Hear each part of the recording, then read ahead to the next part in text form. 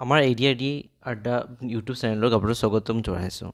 আজি আমি আমাৰ পৰা নতুন এটা কনচেপ্ট শিকিব গৈ আছোঁ, কম্পজিট নাম্বাৰ, যিটোক আমি কওঁ যৌগিক সংখ্যা। তো এইটো মানে কি হয় চাওক, আমি আপোনাৰ মৌলিক সংখ্যা শিকিছোঁ। মৌলিক সংখ্যা মানে কি হয়? প্ৰাইম নাম্বাৰ হয়। তো মৌলিক সংখ্যা আৰু কম্পজিট নাম্বাৰৰ ভিতৰত মানে যৌগিক সংখ্যাৰ ভিতৰত ডিফাৰেঞ্চটো কি হয় চাওক। মই কিছুমান নাম্বাৰ লিখি আছোঁ 4, 6, 8, 9। এতিয়া চাওক 4 যদি কওঁ, 4 কেইটা ফেক্টৰ আছে? এটা, 2 দি ভাগ, 1 দি ভাগ যাব, 2 দি ভাগ যাব, 4 দি ভাগ যাব, হয় নহয়? 6 যদি পাৰি আপোনাৰ ফেক্টৰখিনি ক'ম 1, 2, 3 আৰু 6।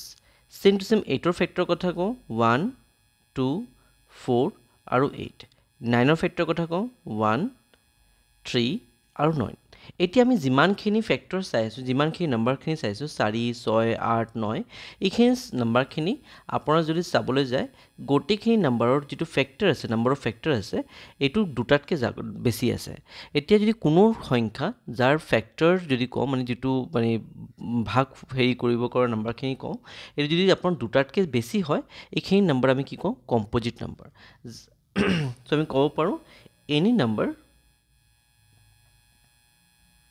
having more than 2 factor.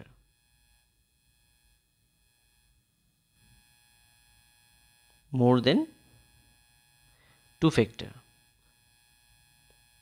যিকোনো সংখ্যা তাৰ আপোনাৰ দুটাতকৈ বেছি যদি ফেক্টৰ থাকে, তাক আপোনাৰ কি কওঁ? আমি কম্পজিট নাম্বাৰ কওঁ। এতিয়া আপোনালোকৰ ওচৰত মই এটা নাম্বাৰ দি আছোঁ, এইখিনি নাম্বাৰটো মোক ক'ব এইটো মৌলিক সংখ্যা হয় নহয়, চৰি যৌগিক সংখ্যা হয় না মৌলিক সংখ্যা হয়, আপুনি ক'ব 1001। এইটো আপোনাৰ প্ৰাইম নাম্বাৰ নে কম্পজিট নাম্বাৰ? কমেণ্ট বক্সত আপোনালোকে জনাব।